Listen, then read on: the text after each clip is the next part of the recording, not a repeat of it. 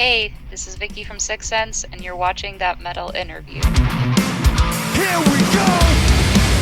Break out! The kind of the Lord on hook! No one let me break out!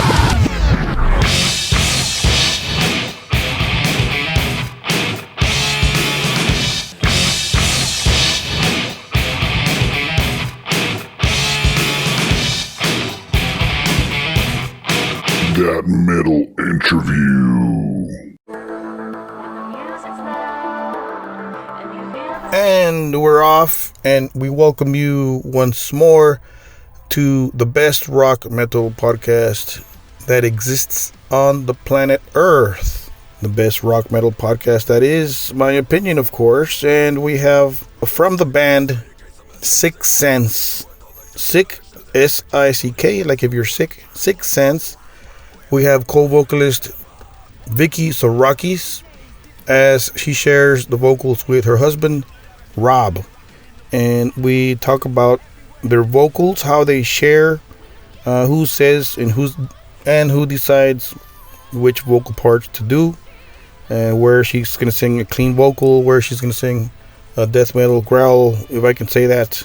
And anyways, their latest song and video by the name of Wildfires has been nominated as a contender for Metal Song of the Year by Metal Hammer.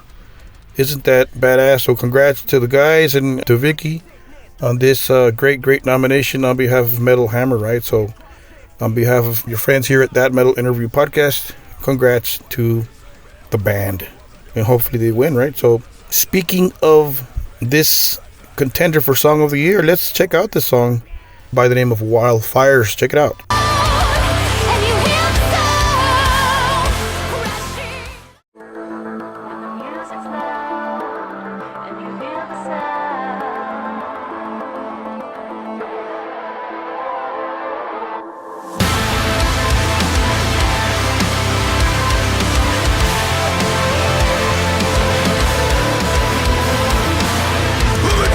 Straight in case the message isn't clear. I am told all the game's gonna shift it up a gear. Only 40s do it. Play it that you we are the embodiment of hip-hop. Boy, I got rhymes for days. This you and your mama in a million ways. You be killing out a show while they're rocking in the booth. Got a lot to take the flow. Every word that's just the truth. When the music's loud and you hear the sound rushing on to your greatness, so we'll take the heat, put it on a beat. We are wildfires.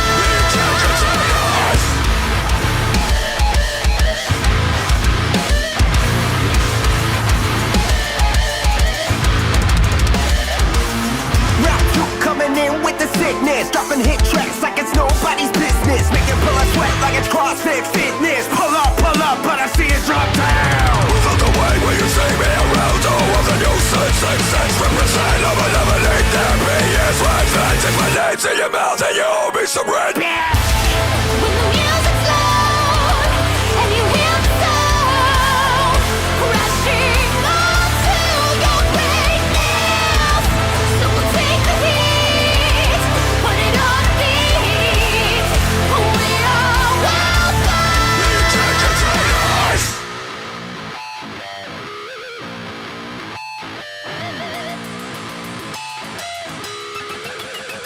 Break it down. Bring it down, boy, back it up a room. Like a tight room. Doesn't never pause and start a riot, yeah, we cause it come down right now. Easy does it. Easy does it, yo, fuck yeah, we came to bring the rockets. A million trumpets to the ways of punish, only present the case. Disturb a place to get your face out of the chains we're clearly made. You're regrettable, forgettable, your operation's been a flaw. Tossing us a jumping criminal, we're unmistakable. We're unbreakable. You go knocked down, what you don't understand, but we are on another level. No, we will not ever settle until you recognize that we are Undeniable. when the music's loud and you hear the sound. Just say unto your greatness. So we'll take the heat, put it on a beat.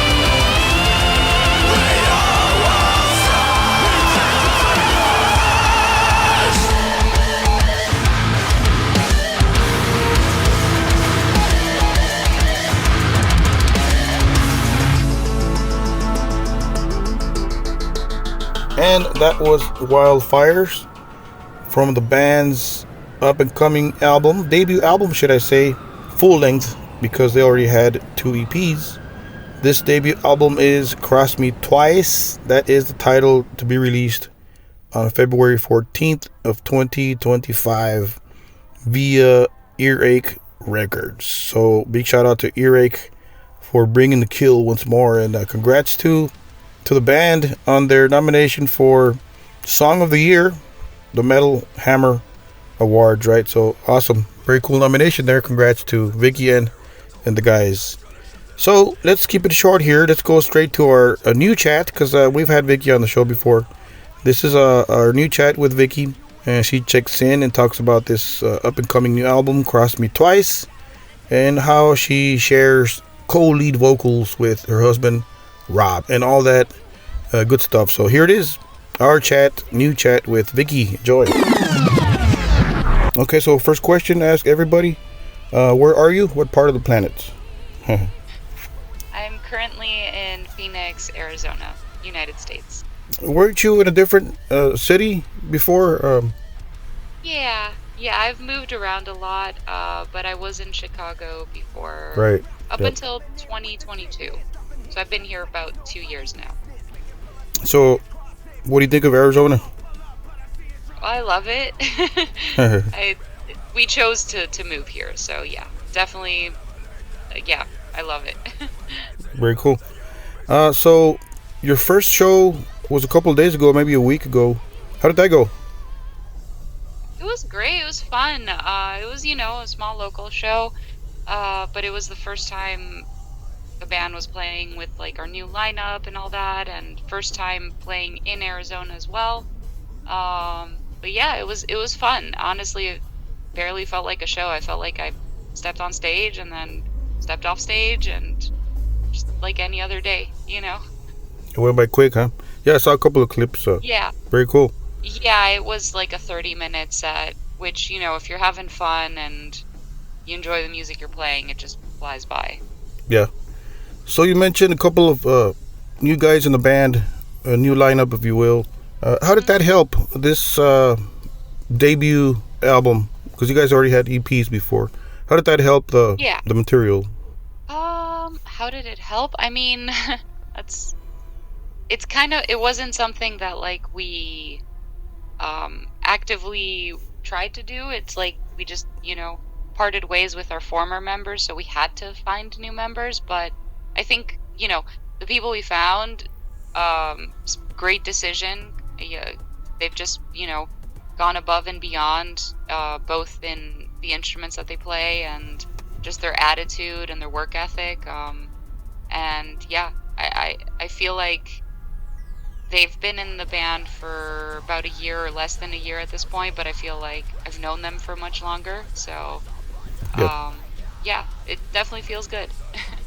For newcomers, for new fans, Vicky, which members and how many members did you guys recruit here? Guitar and bass, essentially. Yeah. So, the name Killer V, where'd that come from? Yeah. Pretty cool. Thanks. That was just like we were hanging out and we were just coming up with nicknames for everyone, and that one was brought up for me, kind of like it inspired by the Wu-Tang Clan and the Killer Bees. Yeah. 'Cause I also like to wear yellow a lot, so it just kind of got attached to me. Killer V. Kind of makes sense, huh? Very cool. Yeah. Cross Me Twice, February 14th of 25, dropping Earache Records. Talk to us about the making of this, Vicky. How long did it take to write this record from the moment you guys picked up a pen and all that? Oh yeah, the initial inceptions and concepts of the songs did not take that long, because we're pretty quick with the songwriting, and that, if an idea is sparked, it just happens, magic happens. What did actually end up taking a longer time than usual was like the arrangement and the sound design and restructuring and recording and all that took much longer I think simply because we were dealing with the lineup changes in between the record as well. Like, the record wasn't even finished yet. So that added, extra, I guess, pressure and time to completing it. But at the same time, had that not happened, the songs would probably sound much different. So it was a pretty stressful process, but I'm happy that I went through it. Any regrets, Vicky? Now that you listened to the No. mastered version, anything you want to erase there or fix? No, no. I think everything is perfect as it is, and that's something as a songwriter too that I think you come to terms with as you mature and as you grow as a musician and a songwriter, that at that point in time, that was the best possible thing you could have done. There's no sense in thinking about changes or anything you would do differently. Just keep that for like the next batch of songs that you write. Right, there you go. Cool answer. I've asked that question before to other artists, and sometimes some have regrets and some don't. Mm-hmm. Some are like, Yeah. well, man, I should have fixed that guitar part, or I don't like that lead, or Yeah. To be fair, and I used to do that too, but like I say, it's Yeah. at that point in time, I made the best decision I could have, so it's all good. So what was your input to this record, Vicky? Was it just lyrics, or did you put some music in there or some type of arrangement? Yeah. So the lyrics are split between me and my husband. And then all the vocal melodies, harmonies, the vocal arrangements in general. When it comes to the melodies, the singing and all that, that's all done by me. The screaming and rap flows, that's done between the two of us as well. And then what I actually did on this album was majority of the sound design, the keys, and some rearrangements, restructuring, and stuff like that. So I had a much larger role on this. Okay, cool. For those people that are not familiar with the band, your husband being Rob, right? Yes. The co-vocalist. Co-vocalist, yes. Slash, maybe you can say rap, maybe, right? He does some rap parts, new metal, Yeah. and Yeah. some death metal growls between you two. So how do you guys split that up? Who decides, you know what, I'm doing this growl here, and I'm gonna rap here? Who decides that, or is it just mutual, or? Yeah, it's mostly mutual. Like, we sit down and we just kind of bounce ideas, and sometimes we have the lyrics and the flow to a whole part, and then we split the vocals afterwards. Or sometimes we're like, okay, no, you're gonna come in, then I'll come in, and then we write the parts accordingly. So it could, it's kind of like what came first, chicken or the egg. Like, we just kind of, I don't know, we work with the song that we're given, and a lot of us being in the same room and just bouncing ideas and seeing what works best. Did you guys ever disagree on a part? You know what? Of course. I don't like this part. Of course. I'm not gonna all do that. the time. All the time, but honestly, it's the best thing ever, because sometimes maybe I have an original idea and he contradicts it, and then we come up with a better idea. Or sometimes he has an idea and I contradict it, and then we end up with a better idea. So there's that constant push of like, okay, I like this, but I don't like that. How do we make that better? And I think that elevates the songs, and we have that comfortability to butt heads without feeling that, like, okay, we're gonna hurt each other's feelings, or someone's gonna be insulted or whatever. Like, we don't care about that. We're just trying to get the best song we can get. So it's great. Constructive criticism. There you go. Building. Yeah. Yeah, you're constructing a building. Yeah. So, Yeah. is there a fine line there? I mean, you guys are married, you and Rob. When you guys leave the studio or the rehearsal space and you get home, do you guys have an agreement? Like, you know what? At home, let's not talk about music. Let's just leave that behind. Or do you still talk about music at home? No, we pretty much talk about music all day long. Like, we probably should start setting those boundaries. Some nights, like, we'll wrap up and we'll go to bed and we're just watching TV, because both of us are like night people, so we're not the type that just like lies down and falls asleep immediately. We need that like downtime. And we'll be like watching TV and we'll be on our phones. I try and like disconnect from the internet, so maybe I'll just play like a silly phone game or something to fall asleep. Yeah. But he does like social media and emails and stuff like that sometimes, and so he'll occasionally bring it up. He'll be like, hey, what do you think about this? And sometimes, most times I do respond, but sometimes I'm like, no, not anymore, tomorrow. Like I try and like just stop it, because I feel like, yeah, it does consume us. It is our whole life, which is great, but sometimes can be too much, you know? Right. Understandable. So, yeah. Cross Me Twice, what does that mean, and who came up with that title? It's actually from our lyrics. It's a lyric in Follow Me. We haven't released that song yet. We were just skimming through the album. Actually, Rob he was skimming through the album, and he wrote down a few potential like keywords or phrases or whatever that stood out, that when we were searching for an album title. And Cross Me Twice, there were a few. We had like a top 3, and Cross Me Twice was in there, and we were kind of like, okay, do we want to go a little more metaphorical and like poetic, or do we want to just be more blunt? And I think, yeah, we just kind of gravitated to Cross Me Twice. Can you tell us which was the runner-up title, maybe? I believe it was Fever Dream, which we ended up naming one of our interludes that instead. So okay, that's cool too. Yeah, it was cool. It was cool, but I just felt like Fever Dream was a little too dreamy. Yeah. It was a little too nice and bubbly and, you know, poetic. I think this album deserved a little more, I guess, aggression in the title. So who starts the writing process, Vicky? Is it the guitar player? Is it Rob? Is it yourself? Maybe the drummer comes up with a beat, a rhythm? Honestly, usually we do start from the music. Sometimes we have started with the lyrics. Like, for example, like now we're writing new songs, or we're starting to write new songs, and I've come up with like some chorus melodies and lyrics without having the music yet. But that's a little more rare. Like usually we start from the music, and the music is a combination of guitar and us. It's really a group effort, but usually we start from the riffs, the guitars, and then we add, you know, drum and bass to it, and then vocals and sound design and all that.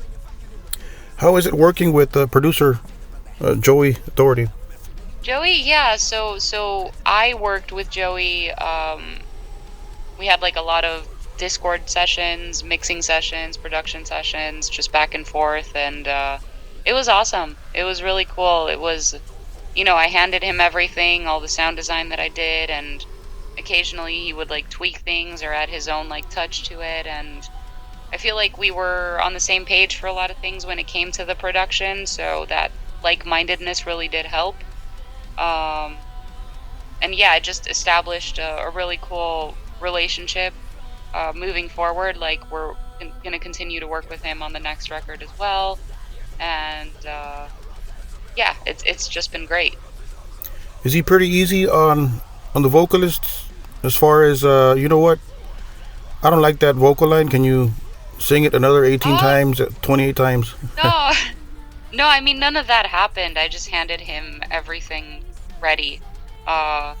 We'll see, like, on the new stuff if he has a bigger role, but for Cross Me Twice, he basically, we hired him to mix the album, but then we realized that he also does produce and does sound design on his own as well, so I kind of, like, got him to step in and do a little bit of that here as well.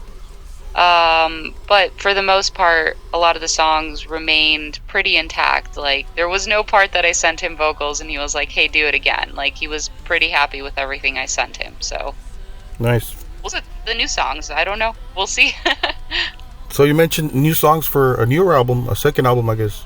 Is that so? Yeah, we've started writing. We don't have, like, anything complete yet, but we have, you know, some instrumentals and some vocal ideas, and just little bits and pieces.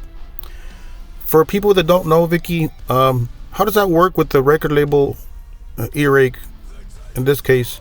Do they ask you to turn in a product, a record, by a certain date, or do you guys just start working on it on your own? Usually there is a date, but I think, in most cases, I think unless you reach like the big leagues of major labels and whatnot, but I think in our case, in metal mostly, that deadline is kind of decided between band and label. I haven't really heard cases of like a label forcing a band to have a record done by that day. But it's a co-relationship, and I think it's smart for every band to not wait too long. Yeah. Because with people's attention spans and all that, like, they might like you, but they could easily forget about you and start listening to other bands that are more productive, that are putting out new music every year, So for us, we're trying to get ahead of that, thinking that, okay, Cross Me Twice releases in February. Ideally, we'd like something to come out in 2026 as well. So instead of being pushed into a corner and trying to deliver something last minute, we're getting ahead of that and just working on it from now. Why do you think people have a short attention span? I mean, because in the 70s, there was, for example, Kiss would release 2 albums in 1 year, for example. What do you think it's the phone, the internet, people just scrolling through the phones and social media? Yeah, I think it's just the sheer intense amount of content that people get fed every single day, whether that's clips on TikTok or tweets on X or whatever it is. You're just constantly scrolling. You're finding memes. You're finding dog videos. I watch a lot of dog videos all the time. Cool. Yeah, and it's the same with music. Like, you have streaming services now, you have playlists where it's like, you enjoyed this song, listen to these songs instead.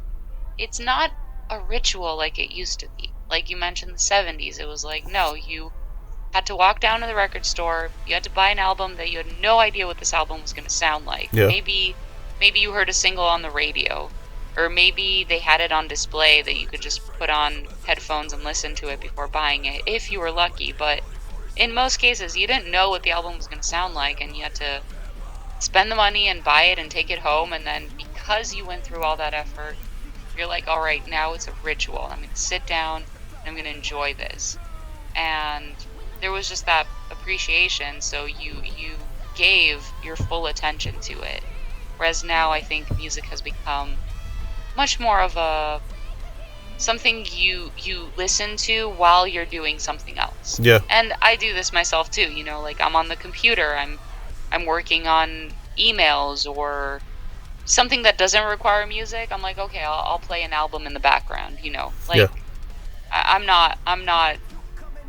not guilty of this, Yeah. It's just there's been a shift, and I think that has led to a lot of positives and negatives. The positive is that you can discover any band from any part of the world and listen to them, and the negative is that there's just so much out there that you just don't know what to listen to first.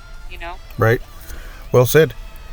So as far as your voice, Vicky, a normal, all due respect, a normal human fan can't sing the death metal growl, of course. Some can, just playing around maybe for a little bit. What you do is just awesome. You go from the death metal growl to a regular voice. You sing. Yeah. You actually sing. You're a singer. Because there's some for some people that can't do both. Do the growl and then sing. So how did that come about? And also, is it hard? There's some songs where you do both. You go from a clean vocal to a growl. Yeah, to me, it's not that simple as clean vocal to a growl, because it's like there's different types of harsh vocals, and there's very different types of singing vocals too. So there are certain songs where maybe the transition from one to the other isn't as difficult, because let's say the singing part that follows is more mid-range or just sits in a better spot for my voice, so I can just pull it off pretty easily. But then there's other sections that like maybe I'm like belting like crazy high notes or whatever. That's like, okay, I need a little breather before doing that. Yeah. So it's not just like apples and oranges, you know, like there's so much variation and so much difference in techniques within the two vocal styles, I guess is what I'm trying to say. But I feel like that's just something I've been doing for so long that experience, like 10 years ago, I wouldn't be able to sing the stuff on this record. Okay, like, really? Yeah, maybe I'd be able to pull it off in studio, but then doing it live, there's just no way. So I think experience and years of practice, I think I don't even consider sometimes that what I'm doing is remarkable or extravagant in any way, because I've just been doing it for so long that it just feels normal to me. But you're right, a regular person would probably hear it and be like, whoa, this is crazy, you know. But to me, it's what I do, you know. Yep, it's a normal thing for you. Yeah, because if I tried doing a growl, I mean, I'll probably cough or and then forget about singing. I mean, you know. So yeah, I get it. So I saw your bio, the band's bio, through your publicist, and there's a piece that says the heavy parts got heavier, the soft parts got softer, and the catchy parts got catchier, referring to the new album, right? Is that you, or was that Rob? I think I wrote that part. Yeah. So is that a good description of the new album, you think, for us people that haven't heard it? I think so. I think if you've heard, you know, any music on the two EPs, I think we're really pushing the sonic dynamics on this album by essentially doing exactly that. Like there's moments that we tap into maybe even a little bit of death metal or deathcore, and then there's moments that are like straight up like pop sections, you know, which the EPs didn't quite have that. Like it had variety, but it just felt very much like one mood. Yeah. This album is like, you don't know what you're gonna get, and I think the singles that we've put out so far have showcased that. Yeah. I'm excited though for people to hear the full thing, because I think the full album is an experience from beginning to end. Nice. Wow. So new metal, is that fair to say it's new metal, or would you say it's a mix of that and metalcore, or how would you categorize? Yeah, I don't even know. I mean, I saw some fans comment on that, and they were just like, this isn't even new metal anymore. It's not even metalcore. Like, they just didn't really know how to describe it. Like, there's prog elements, there's, like I said, borderline deathcore, death metal, there's a lot of electronic elements, some gentler riffs. There's just so much thrown in there that, I don't know. I feel like the new metal tag is cool because there's so many new metal bands that sound so different from each other. Yeah. So that when you call a band new metal, you already don't know what you're going to get. So I feel like in that sense it applies to us. But if you're thinking like, yeah, this is new metal and you're going to hear like Limp Bizkit or Korn, it's not that. You know, it's something else. So yeah, it's different. Yeah. It's similar, but it's very different. You mentioned working on your computer and putting an album in the background. Do you sit there and listen to your own music, Vicky, from either your former band or from the EPs, or? Yeah, I don't think I do it after a certain point. I do it more so when it's fresh, and I'm just like excited to hear our vision come to life. So like, for example, when we got the final masters of Cross Me Twice, you know, I listened to it quite a lot.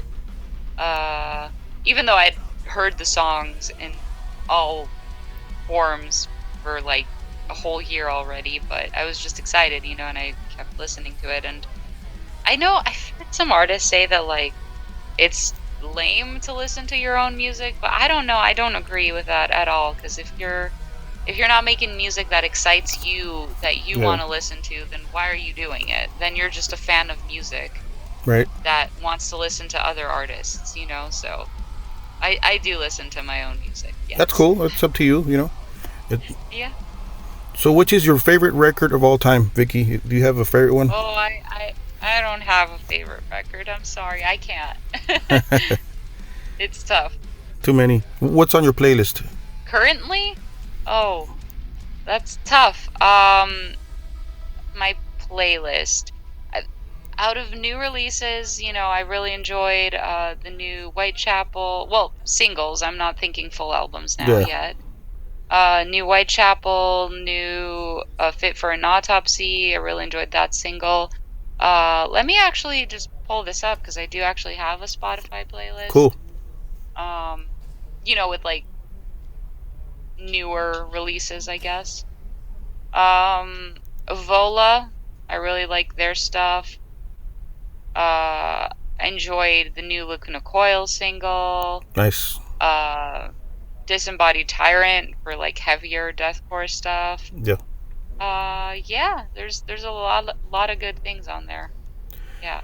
Different question here. For a new band, up and coming band, if you will, do they need a record label to make it out there, or can it be done just with social media and no label? I don't think a record label is as essential as it used to be back in the day. Like without a record label, you could do nothing. I think social media is a very powerful tool, and it can definitely help grow a band from nothing. I do think, though, however, that there is a benefit in having a record label and management and booking agent, all those roles. Like, I think over time, as your band is growing online, let's say, it's good to get all these people and all these connections, because for that reason alone, that it's just like, it's a networking, factor, that your label knows people that can help you out, your booking agent can help you get tours. This is stuff that, right, while social media is great and you can grow your following, unless you have people working for you behind the scenes, it's really tough to open the doors to bigger opportunities. So, in summary, I think a record label is not essential in starting out. I love that you can just self-release and push yourself on social media, but I think it is essential in taking the next steps. Well said. All due respect to Earache, of course. It's just a question. Yeah. Yeah, of course. Before we let you go, Vicky, what's on your agenda here? What's next for you guys? I think you guys have a couple of dates coming up next year, right? Yeah, so from what's been announced, we are supporting Snot in their reunion shows, January 17 and January 18. So Snot's coming back, and Adima's direct support, and then us. So that's really, really excited about that. It's 2 dates in California, Anaheim and San Diego. And then we have our own album release show here in Phoenix, February 14th, where we're going to play the album in its entirety, as well as like some older songs from the EPs. So definitely excited about that. And we just got another show here in Phoenix in December, opening, or supporting, shall I say, which I can't announce. It hasn't been announced yet, but very excited about that show as well. When can we expect you in Texas, Vicky? I don't know. I hope soon, because every time I've played Texas, I've loved it. I love Texas. I love the crowds. I love the people, the energy. Hopefully soon. Hopefully. Very cool, Vicky. Yeah. So we'll let you go. I understand you have things to do and interviews and things, so much appreciated. Thank you.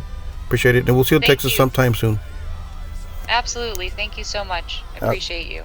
Very cool. Thank you. Keep rocking. Yeah. Bye-bye. Okay, bye-bye. So, pre-order.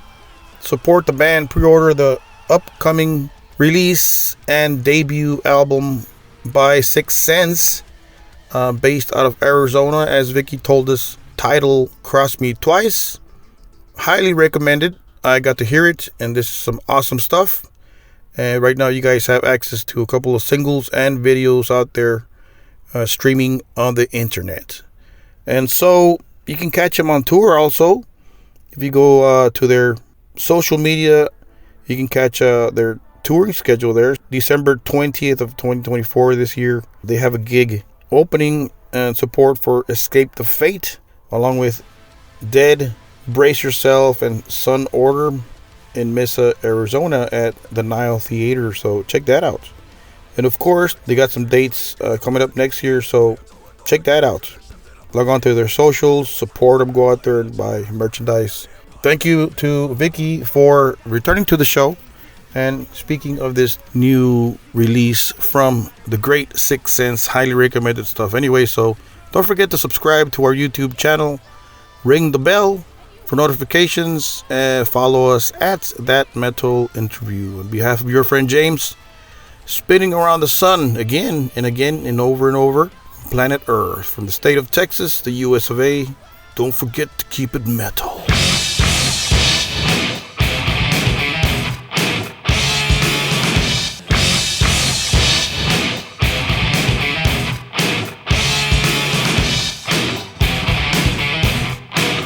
That Metal Interview.